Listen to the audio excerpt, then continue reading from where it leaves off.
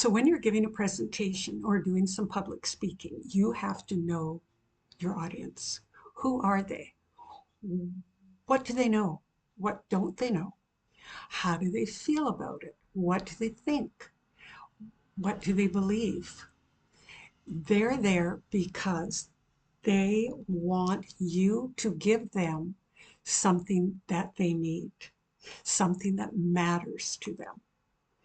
So, for example, if your audience has all the background information and you're just retelling it first or retelling it, period, they're going to get bored.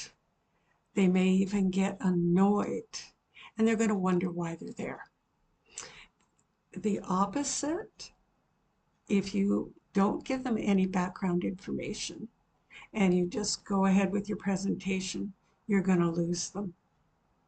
They're going to check out. So I want you to remember to ask yourself this.